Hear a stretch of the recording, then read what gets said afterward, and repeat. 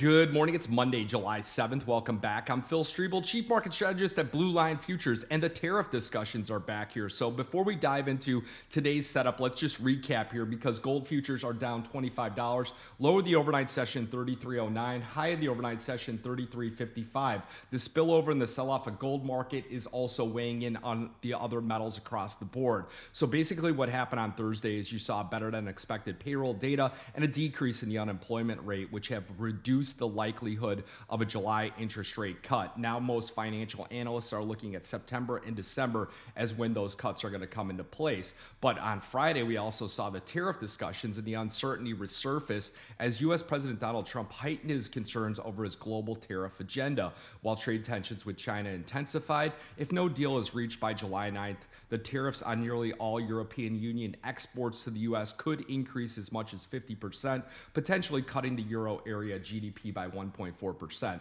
So those intensified trade negotiations that are going on with China, with the European Union, we're seeing the dollar index rise. We're seeing all of the foreign currencies under pressure here. The euro currency well below the 118 mark here, continuing to sell off. And then also you do have the Australian dollar under some pressure as well, kind of leading the charge here as far as foreign currencies are going onto the downside because they are one of China's biggest trading partners. Now, if you look at the other markets here, copper and other industrial metals are seeing some increased volatility following Trump's announcement to plan to impose a 10% tariff on any country that will align itself with the BRICS nations here. BRICS are having a meeting here where they want to reduce their dependence on US dollars here and look at other alternative currencies as a means to trade with one another. Now, a data check here, you do have the S&P 500 down 15 at 63.08. Lower the overnight session, 62.76. High, 63.22. You have the NASDAQ under a bit of pressure here, and then you also have the Dow down 19 and the Russell down 9.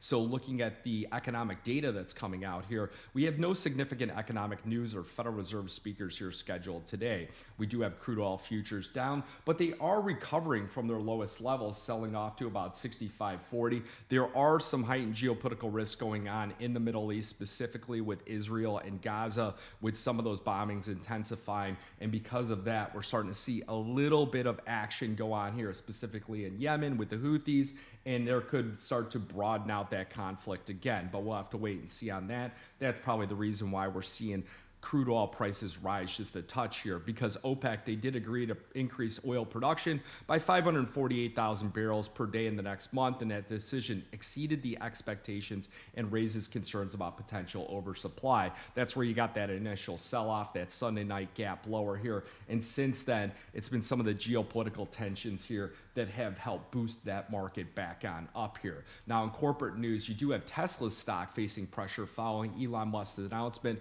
of a formation of a new political organization called the America's Party. This has raised concern among investors that his growing involvement in politics could distract him here from his responsibilities as CEO of Tesla.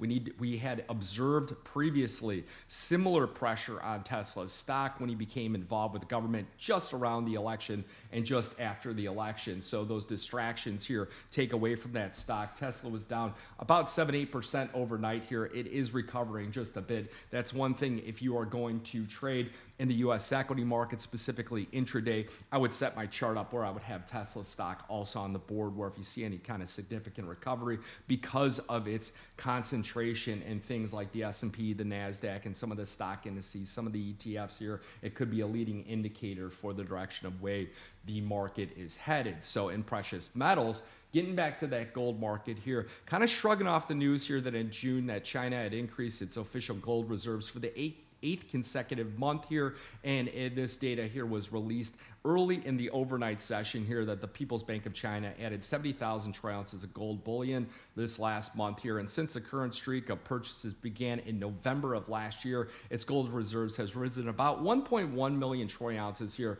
which is approximately 34.2 tons. Now, looking at the ETF flows here from the previous trading session in gold and silver, we're seeing silverback ETFs, they now stand at the highest since mid-2022. too, after enjoying net inflows for the past 8 weeks here. And that's the longest run in almost half a decade. So a lot of big investments going into silver ETFs here. And if you look at the COMEX inventories and you look at the rise that we've seen since really last November, they've taken off dramatically, and they sit at one of the highest levels we've seen in quite a bit of time. I did run the delivery data that has occurred over recently in the last couple of years.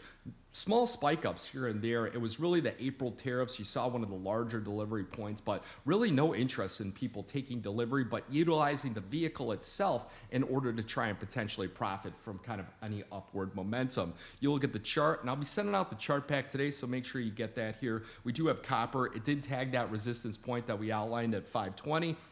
You do have Bitcoin futures attempting a breakout, but pulling back here to support. You do have gold selling off here, coming right into a small support zone here.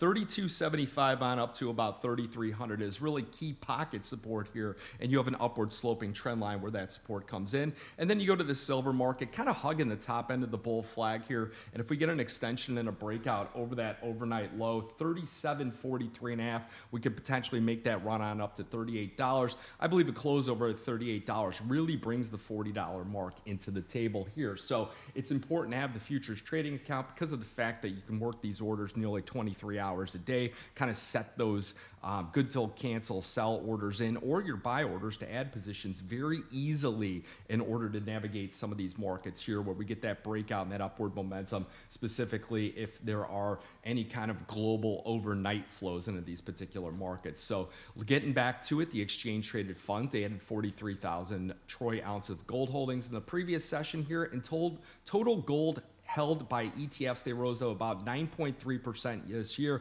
I saw it over 10% a few times. It was really around that when the tariffs were really taken away in the April market. So it is nice to see it slowly creeping up, and it's really the silver futures and the other outside metals, they are out advancing quite a bit too. So you're seeing ETFs add about 1.14 million troy ounces of silver holdings in the previous trading session, bringing this year's net purchases to 57.8 million ounces.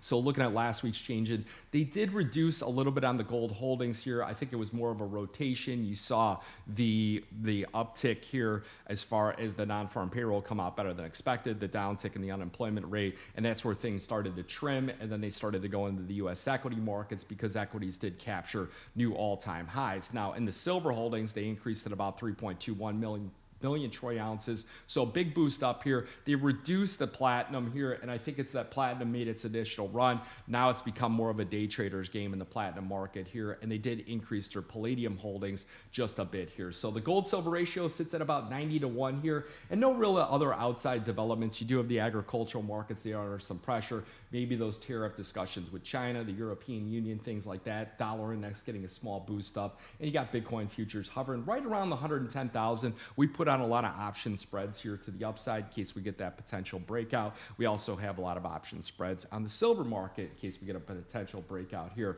You got crude oil futures coming back to support levels and then bouncing from there. That I had indicated here that the 68 to 72 range seems like kind of a level of complacency in that oil market here, where any kind of significant dip down to support, many of our traders here that I monitor on the desk here had been adding to some of those positions and looking for this upward move into that pocket kind of zone here of complacency before letting some of those futures go. So we do have silver futures making a new low down about 66 cents here right now at 36.44 and breaking through some levels of support and hitting some stop losses. So a little bit of volatility in the silver market just about a second ago here, so we'll want to keep an eye on everything. But you guys got any questions, reach out to me. Send an email to info@bluelinefutures.com or give me a call, shoot me a text message. Love to talk to you guys here. Love all the positive comments, the feedback, everything else, and I just love working with people in these particular markets, especially the futures and commodities where the action's at. So